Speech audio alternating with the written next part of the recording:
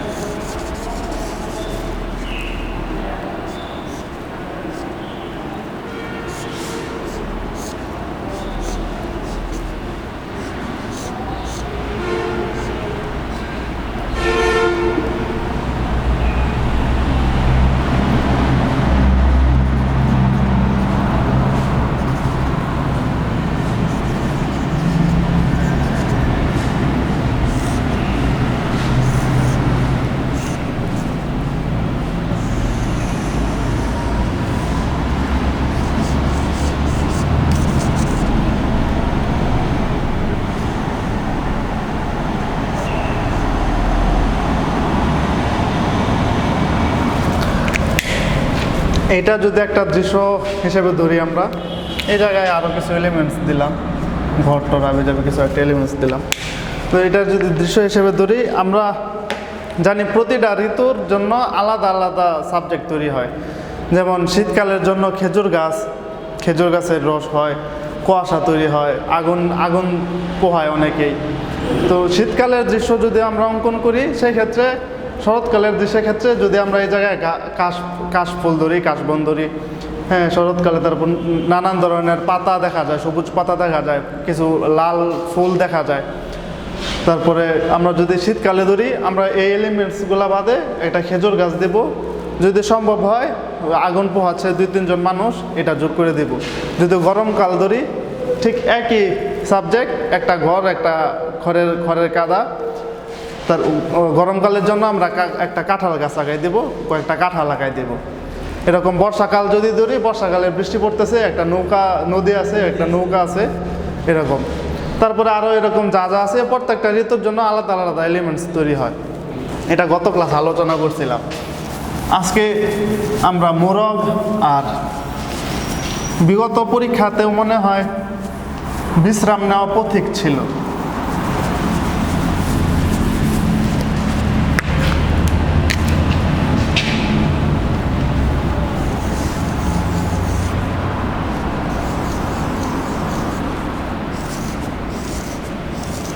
এটা মোরগের একটা বেসিক ফর্ম,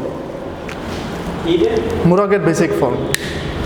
দোয়েলের বেসিক ফর্ম যেরকম, ল্যাসটা এরকম ছিল, সোজা ছিল, মোরগের একটা বেসিক ফর্ম। এই জায়গা থেকে আমরা চাইলে মোরগের ডিটেলস করতে পারবো। আমরা জানি মুরগির মাথা চিকন হয়, গলাটা মোটা হয়।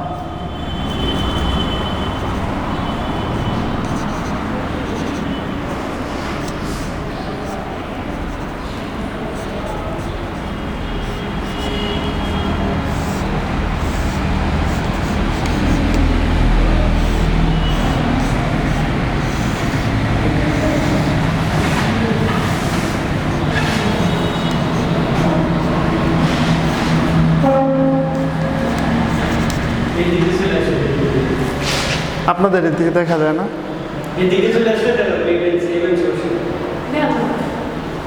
আচ্ছা দেখে যে দিক থেকে আপনাদের সুবিধা হয়।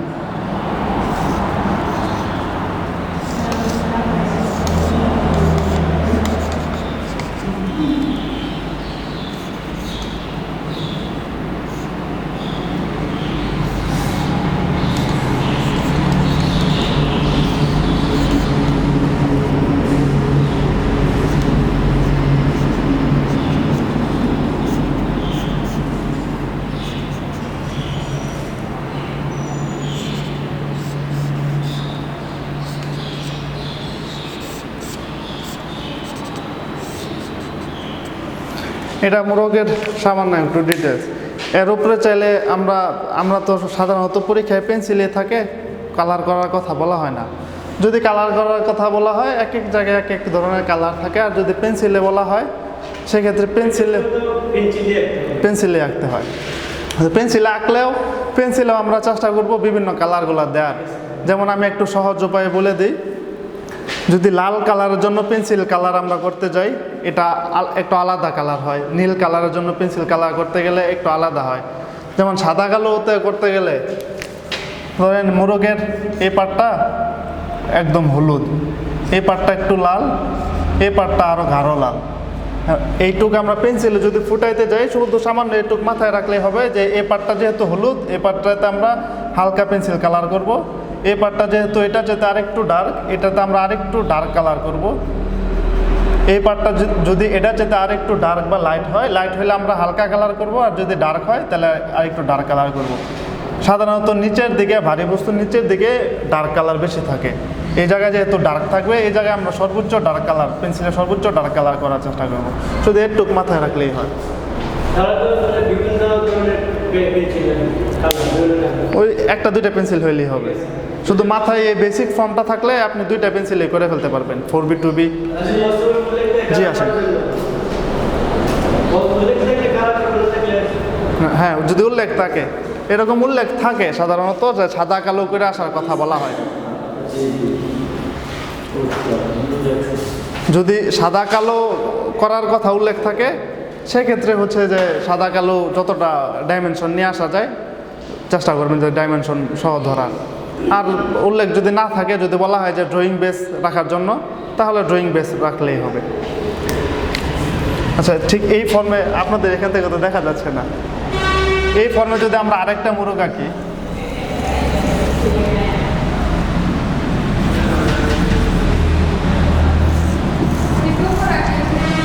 আর একটু পরে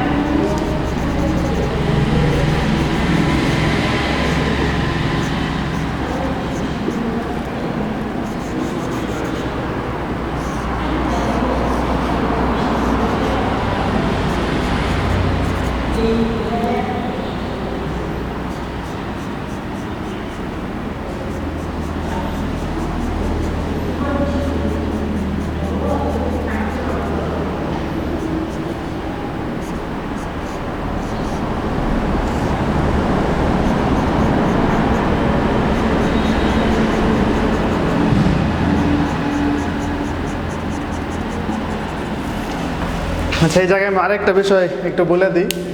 এটা হচ্ছে যে চারুকলায় এই পরীক্ষাগুলো তো সাধারণত মনে হয় চারুকলার শিক্ষকরাই মূল্যায়ন করে খাতাগুলা। তো ওনারা দেখেন যে কয়েকটা বিষয় দেখেন, যে ড্রয়িংটা করতেছি এই ড্রয়িংটার ভারসাম্য কতটা ঠিক হচ্ছে।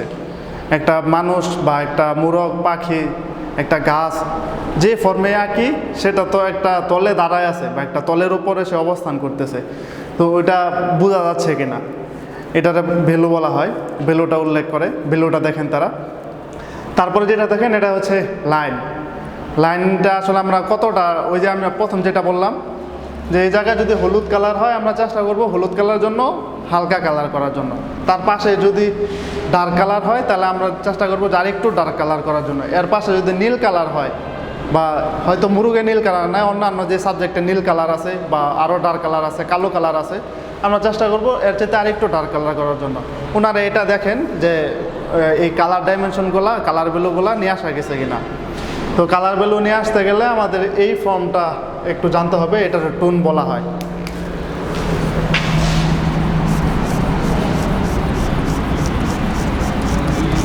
এই কালার করার জন্য আমি যে ফর্মটা ব্যবহার করছি এটাতে বলা হয় টোন। আর ড্রয়িং করার জন্য যে আমি এই ফর্মটা ব্যবহার করছি এটাতে বলা হয় লাইন। যদি উল্লেখ থাকে, পরীক্ষায় যদি উল্লেখ থাকে যে শুধু লাইনের মাধ্যমে একটি রেখাচিত্র অঙ্কন করুন, সেক্ষেত্রে লাইনের মাধ্যমে রেখাচিত্র অঙ্কন করার পরে টুকটাক যতটা কালার করে আসা যায়। আর যদি বলা হয় এরকম যে সাদা কালো একটা বস্তু অঙ্কন করার জন্য বা টোনের মাধ্যমে একটা বস্তু অঙ্কন করার জন্য, সেক্ষেত্রে এটা ব্যবহার করতে হবে, এই ফর্মটা ব্যবহার করতে হবে। যতটা এই ফর্ম ব্যবহার করে যতটা কালার নিয়ে আসা যায়। যেমন মোরগের গলায় সাধারণত হলুদ কালার থাকে।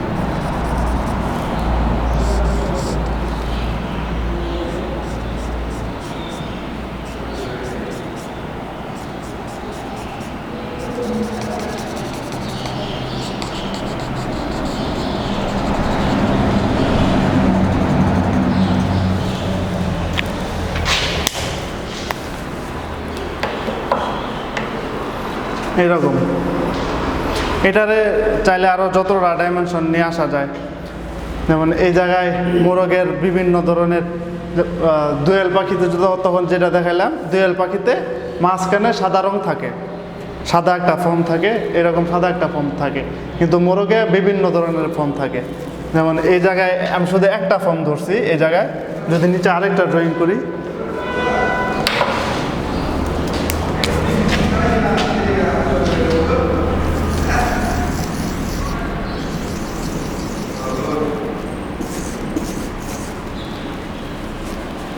মোরগে এই জায়গায় বেশ কয়েকটা ফর্ম থাকে।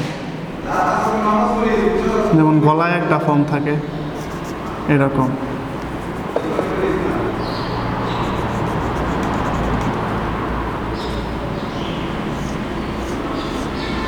এখানে এক ধরনের কালার থাকে, এটাতে এক ধরনের কালার থাকে।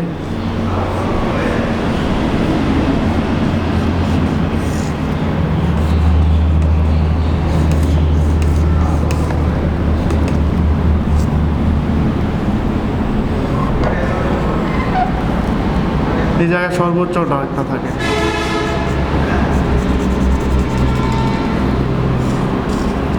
এরকমই তখন যেটা বললাম, যদি এই জায়গায় হলুদ কালার হয় সেক্ষেত্রে এই জায়গায় একটু হালকা কালার থাকবে, এই জায়গায় যদি লাল বা কমলা কালার হয়, কমলা কালারের জন্য হলুদের চাইতে আরেকটু ডার্ক কালার থাকবে। যদি সর্বোচ্চ লাল কালার হয়, সর্বোচ্চ লাল কালারটা সাধারণত এখানে আর এখানে থাকে, তো এখানের জন্য একটু ডার্ক কালার বেশি হবে। এটা তো মার্কারে ওই রকম হয় না। ছবি আঁকা শুরু করার আগেই আমাদের মাথায় কম্পোজিশন রাখতে হবে। কম্পোজিশনের সুন্দর ব্যাখ্যা হচ্ছে, যারা মেয়েরা, আপনারা যারা মেয়েরা আছেন তারা দেখবেন যে আপনাদের ড্রেসিং টেবিলের সামনে যতগুলো বস্তু থাকে, অনেক ধরনের জিনিসপত্র থাকে, মেকআপ টেকআপ সহ নিয়ে গেলে অনেক কিছু থাকে। এগুলো সবসময় সুন্দরভাবে সাজানো গোছানো থাকে। আমাদের শোকেজে যে সব জিনিসপত্র থাকে, আমাদের মায়েরা এই শোকেজের জিনিসপত্র সবসময় সাজানো গোছানো করে রাখে। কোন জায়গায় প্লেট রাখতে হবে, কোন জায়গায় গ্লাস রাখতে হবে, কোন জায়গায় চামচ রাখতে হবে, তারা এটা কোনো না কোনোভাবে বুঝে ফেলে। তো এই ছবি আঁকা শুরু করার ক্ষেত্রে আমরা সর্বপ্রথম এই কম্পোজিশনটা মাথায় রাখবো। যদি একটা বস্তু আঁকতে হয়, যেমন আজকে মোরগের কথা বললাম, যদি এরকম হয় যে একটা মোরগ আঁকতে হবে, তো মোরগ আঁকতে গেলে আমরা পেজের কোন জায়গায় আঁকবো,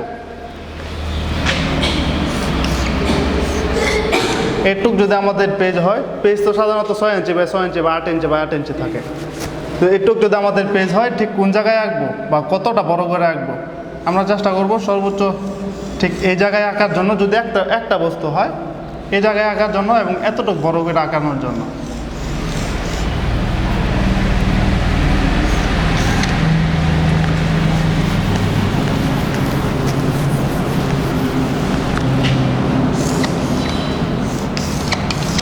ঠিক একই বস্তু যদি আমরা কম্পোজিশন ভুল করি, এই জায়গায় এতটুকু বড় করে আঁকলাম অথবা এই জায়গায় এতটুকু বড় করে আঁকলাম, তো আমাদের চিত্র যদি সর্বোচ্চ ভালো হয়, কম্পোজিশনের জন্য আমরা কিছুটা নাম্বার কম পাইতে পারি।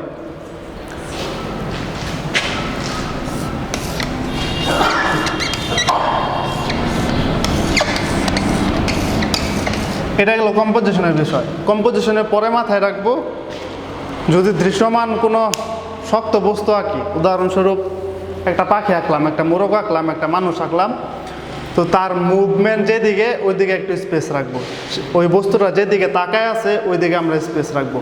আমরা উদাহরণস্বরূপ বুঝতে পারি, নর্মালি আমরা ছবি তোলার সময় যার ছবি তুলতেছি সে যেদিকে তাকায় থাকে, ওই দিকে স্পেসটা আমরা বেশি রাখি। এটা আমাদের মাথায় অটোমেটিকলি চলে আসছে। ঠিক এই একই কাজ করব। যেমন এটা যদি একটা পেজ হয়, মোরগটা এদিকে তাকায় আছে, আমি এদিকে স্পেসটা বেশি রাখবো। যদি মোরগ ওদিকে তাকায় থাকতো, তাহলে আমরা এদিকে স্পেসটা বেশি রাখতাম। মোরগটা এই জায়গায় ড্রয়িং।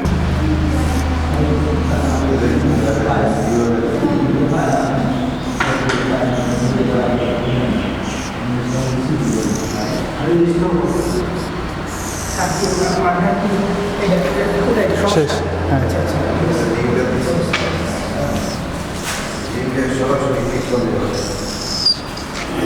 আপনাদের থেকে দেখা যাচ্ছে। আচ্ছা, সমস্যা নেই, আবার রাখবো। চেয়ার, এটা আমরা চেয়ার একদম সামনাসামনি দাঁড়াইলে এই চেয়ারটা দেখতে পাই, একদম ফ্রন্ট সাইড থেকে।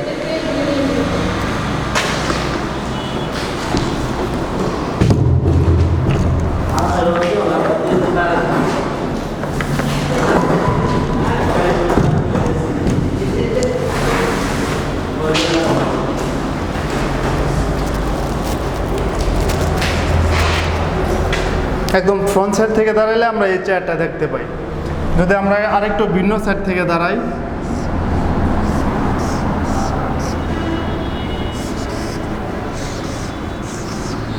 এরকম চেয়ার দেখতে পাই।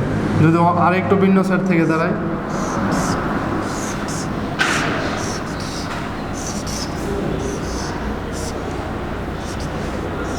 এরকম চেয়ার দেখতে পাই।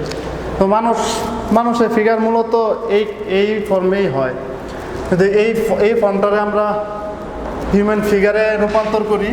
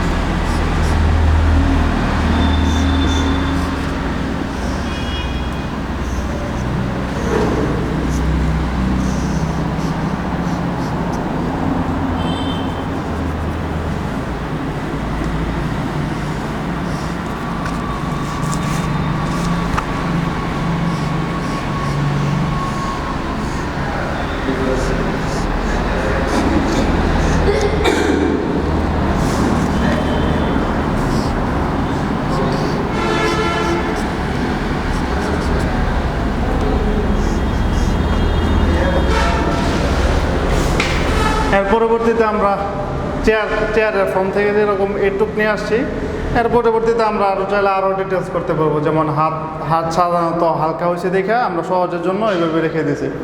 সে হাতে অন্য কোনো কাজ করতেছে অথবা হ্যাঁ আরও পোর্ট্রেটে কীভাবে আরেকটু কাজ করা যায়। যেমন এই জায়গায় যদি আরেকটা আপনাদের দেখা যাচ্ছে আরেকটা চেয়ার আঁকাই, এটা একটু ছোটো করে আঁকাই।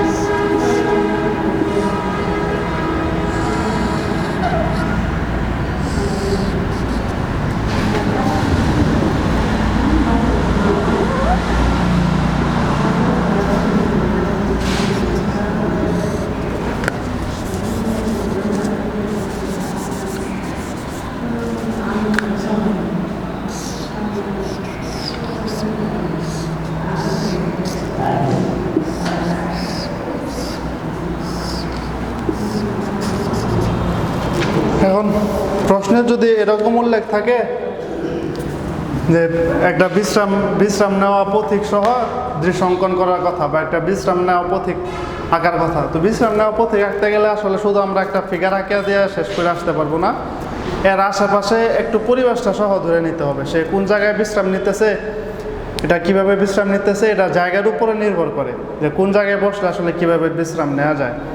তো আমরা যেহেতু বসা একটা মানুষ আঁকাচ্ছি, সেক্ষেত্রে আমরা একটু সহজের জন্য আমরা একটা বট গাছের বেদির উপরে সে বসে বিশ্রাম নিচ্ছে এটা আঁকায় দিয়ে আসতে পারি। তো এখানে একটা বট গাছের বেদি আঁকায় দিয়ে আসবো।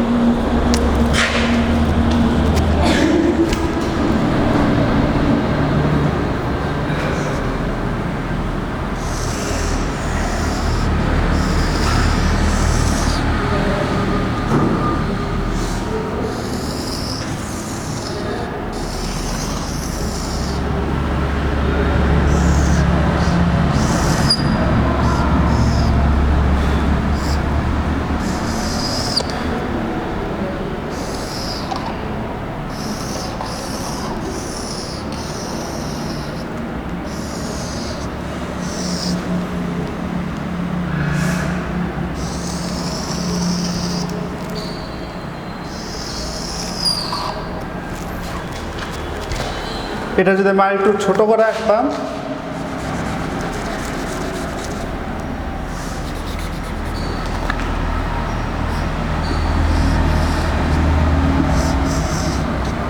তাহলে এই জায়গায় একটা বট গাছ আছে, এটা আমরা বোঝাই দিতে পারতাম।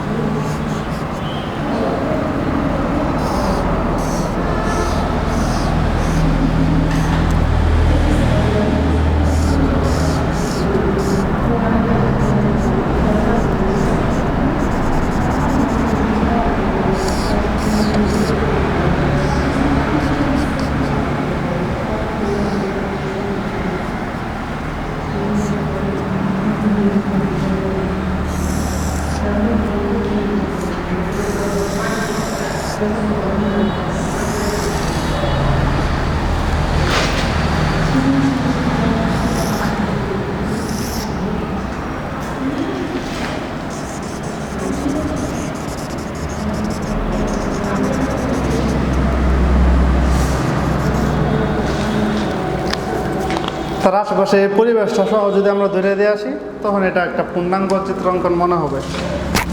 ড্রয়িং করার পরে আমরা আমাদের মতো ওই টোন ব্যবহার করে, যদি সাদা কালো করার কথা বলা হয়, আমরা টোন ব্যবহার করে কালারটা করে দিয়ে আসবো।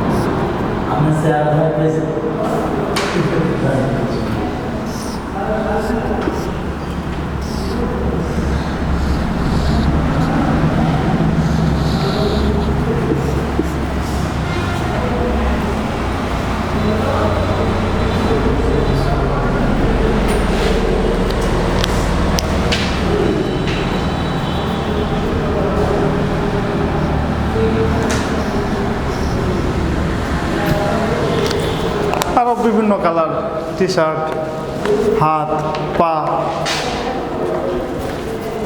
হাতের আঙ্গুল,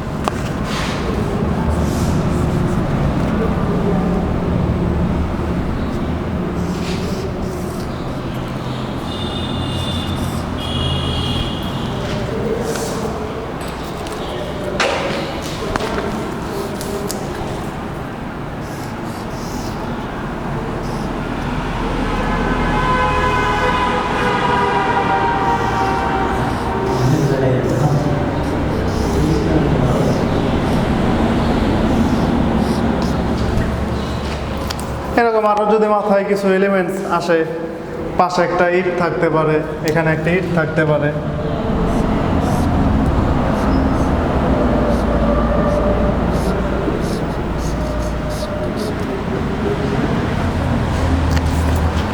এরকম যা যা এলিমেন্টস মাথায় আসে। তবে এই আশেপাশের এসব পরিবেশ এতটা ফ্যাক্ট না, ফ্যাক্ট হচ্ছে ওই প্রথম যেটা বললাম যে একটা ফিগার বা একটা পশু পাখি সে কতটা ভ্যালু আছে দাঁড়ানোতে বসাতে, বা তার যে আঁকায় কতটা ভ্যালু আছে। সে যে দাঁড়াইছে তাকে দেখে মনে হচ্ছে কিনা সে যে দাঁড়ায় আছে, বা সে যে বসে আছে এটা দেখে তাকে মনে হচ্ছে কিনা যে সে যে আসলে বসে আছে। তাকে বাতাসে ধাক্কা দিলে, যেমন এই ফিগারটা, হ্যাঁ একটা মানুষ মাঝখানে বসে আছে, ঠিক এরকম এটারে ভ্যালু বলা হয়, যে এই ভ্যালুটা আসলে কতটা ঠিক আছে এটার উপরে একটা নাম্বার থাকে। তারপরে থাকে যদি কালার করার কথা বলা হয়, ড্রয়িংটা কতটা স্ট্রং আছে, যে ড্রয়িংটা সব জায়গায় ঠিকঠাক আছে কিনা। হ্যাঁ, আপনি চাইলে কাঁধে গামছা ছাড়াও এছাড়া আরও এলিমেন্টস যোগ করে দিতে পারেন। যেমন পথিক যেহেতু সে হয়তো এমন আছে যে কাঁধে ভার নেওয়া যায় অনেকেই, দুপাশে দুইটা ইয়া নেওয়া, তো আপনি এই ভারটা এই জায়গায় সে রাখে এই জায়গায় বসে আছে, আপনি চাইলে এরকমও কিছু এলিমেন্টস যোগ করে দিতে পারেন।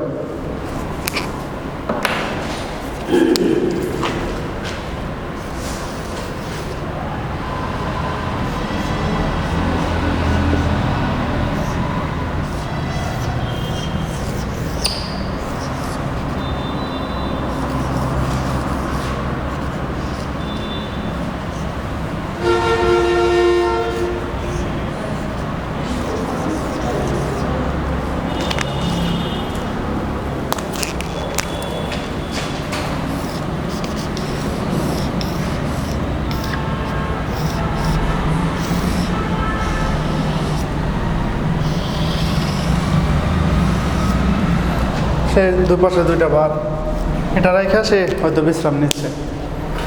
এরকম আরও মাথায় যদি কোনো সহজ এলিমেন্টস আসে সেক্ষেত্রে সহজ এলিমেন্টসও যোগ করে দিতে পারে। তবে এসব এলিমেন্টস আশেপাশের পরিবেশ ততটা ফ্যাক্ট না, যতটা ফ্যাক্ট হচ্ছে যে ফিগারের ভ্যালুটা কতটা ঠিক আছে। ফিগারের ভ্যালুটা ঠিক থাকার পরে সর্বপ্রথম আমরা ছবি আঁকার ক্ষেত্রে আমি আবার একটু শুরু থেকে বলি, নাম্বারটা বেশি পাওয়ার সম্ভাবনা বেশি থাকে। আমি আবার শুরু থেকে একটু বলি। আমরা ছবি আঁকার সর্বপ্রথম ক্ষেত্রেই দেখব কম্পোজিশনটা।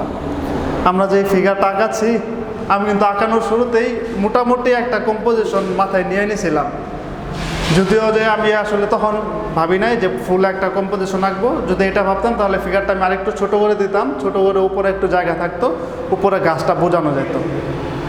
তো ছবি আঁকার ক্ষেত্রে সর্বপ্রথম আমরা একটা কম্পোজিশন নিব, এই কম্পোজিশনের কোন জায়গাটায় যদি ফিগার আঁকি ঠিক কতটা জায়গা নিয়ে সাবজেক্টগুলো আঁকবো। যদি ফিগার আঁকি ঠিক এতটা জায়গা নিয়ে সাবজেক্টগুলো আঁকবো, এখানেই মেন বিষয়গুলো থাকবে। কম্পোজিশন দেখার পরে ড্রয়িংগুলো তো শুরু করবো। ড্রয়িংগুলো শুরু করার সময় ওই বেসিক যেটা থেকে শুরু করছিলাম, প্রত্যেকটার বেসিক ফর্ম আছে। যেমন এটা আমি চেয়ার থেকে শুরু করছিলাম, আপনারাও চাইলে চেয়ার থেকে শুরু করতে পারবেন।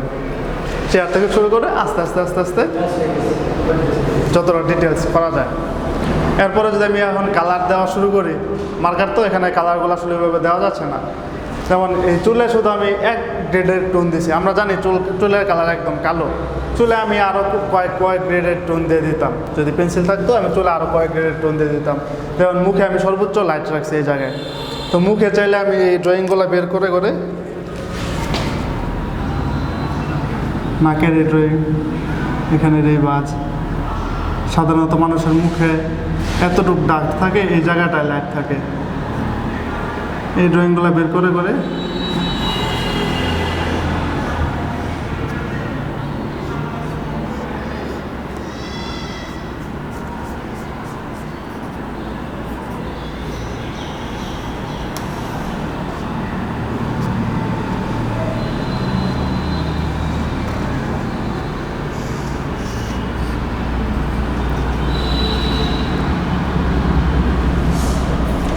এরকম যতটুকু অল্প সময়ে যতটা খুঁটিনাটি ডিটেলস করা যায়, ওইগুলো বেসিসে আপনাদের আরও কিছু প্রশ্ন তৈরি হতে পারে। যেমন গত ক্লাসে আমি এইগুলো বলছিলাম, আর একটা বিষয় আজকে বলা হয় নাই, এগুলো মনে হয় একটু বেশি হয়ে যাবে, আমি ছোটো পরিসরে বলে দিই। এটা হচ্ছে যে ছবি আঁকার ক্ষেত্রে প্রথম বলছিলাম না কম্পোজিশনের কথা, কম্পোজিশনের পরে আরেকটা বিষয় আছে যেটা আজকে বলা হয় নাই, গত ক্লাসে বলা হয়েছিল। এটা হচ্ছে পার্সপেক্টিভ। তো পার্সপেক্টিভ হচ্ছে একটা বস্তু আমরা যতটা কাছে দেখি ততটা স্পষ্ট এবং বড় দেখি, যতটা দূরে দেখি ততটা অস্পষ্ট এবং ছোট দেখি। উদাহরণস্বরূপ বলতে পারি, একটা গাছের পাতা একদম গাছের গোড়ালিতে দাঁড়াইলে ওই গাছের প্রত্যেকটা পাতা সময় নিয়ে গুনতে পারবো আমরা। ঠিক ওই একই গাছ যদি নদীর ওপারে থাকে, নদীর এপার থেকে আমরা দেখি, গাছের পাতা একটা পাতাও দেখা আমাদের পক্ষে সম্ভব না। এটা হচ্ছে পার্সপেক্টিভের জন্য। যতটা কাছে দেখি আমরা ততটা বড় দেখি, যতটা দূরে দেখি ততটা ছোট দেখি। আরেকটা উদাহরণস্বরূপ বলতে পারি, ম্যাটাডোর একটা কলম, এই কলমটা আমরা যতটা কাছ থেকে দেখব ম্যাটাডোর লেখায় কতটা ভুল আছে বা কিভাবে লেখা আছে ম্যাটাডোর, এটা আমরা পড়তে পারবো। ঠিক একই কলম যতটা দূরে নিয়ে যাব আস্তে আস্তে আমরা কলমও দেখব না। এটা হচ্ছে পার্সপেক্টিভের জন্য। পার্সপেক্টিভ দুই ধরনের হয়, একটা হলো যতটা কাছে দেখি ততটা বড় দেখি এবং যতটা দূরে দেখি ততটা ছোট দেখি প্রত্যেকটা বস্তুই। আরেকটা পার্সপেক্টিভ হচ্ছে যতটা কাছে দেখি তত স্পষ্ট দেখি কালার, এবং যতটা দূরে দেখি তত অস্পষ্ট দেখি। এবং প্রথম উদাহরণের কথা যদি বলি, একটা গাছের পাতা যতটা কাছ থেকে দেখব, পাতায় যে শিরা উপশিরা আছে এগুলো সহ আমরা দেখতে পারবো, ওই শিরা উপশিরার কালার কি এগুলো সহ আমরা বুঝতে পারবো। ঠিক একই গাছ নদীর ওপার থেকে যদি দেখি পাতাও আমরা দেখতে পারবো না। একটা কলম যদি সর্বোচ্চ কাছ থেকে দেখি, ওই কলমে কোন কোন জায়গায় কি কি কালার লাগানো আছে সবগুলো আমরা দেখতে পারবো। ঠিক একই কলম সর্বোচ্চ দূর থেকে দেখলে ঝাপসা কালার দেখা যাবে। তো এগুলো শুধু ওই ছবি আঁকার ক্ষেত্রে মাথায় একটু রাখলেই হবে। যেমন আপনি ওই একটা গাছ আঁকাইছেন, গাছের পেছনে আবার একটা ঘর দিয়েছেন, তো গাছের পেছনে আসলে ঘরটা কতটুকু দূরে গেলে কতটা ছোট হবে এবং কতটা কালার দেখা যাবে এটা মাথায় রাখতে হবে। এই বেসিক, যেমন এই ঘরটা, জি এটা দূরে বোঝাইতে পারছি আমি একমাত্র কারণ এখানে আমি পার্সপেক্টিভটা ব্যবহার করছি। যেমন এখানে একটা গাছ দিছি, আবার এখানেও একটা গাছ দিছি, তো এই গাছটা কিন্তু মোটামুটি অনেক বড়, আবার এই গাছটা এখানে এই গাছগুলা মোটামুটি একদম ছোট। যদি এখানে আমি আরেকটা ফিগার দিতাম,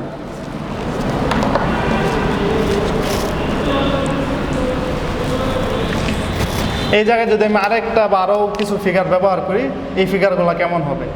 এই ফিগারগুলো সর্বোচ্চ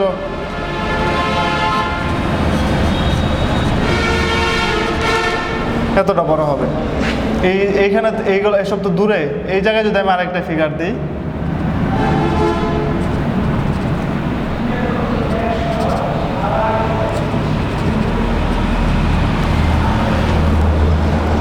আবার এর পাশে বসে আছে বা শুয়ে আছে যদি একটা ফিগার দিই, তাহলে আমার এতটুকু জায়গা নিয়ে দিতে হবে।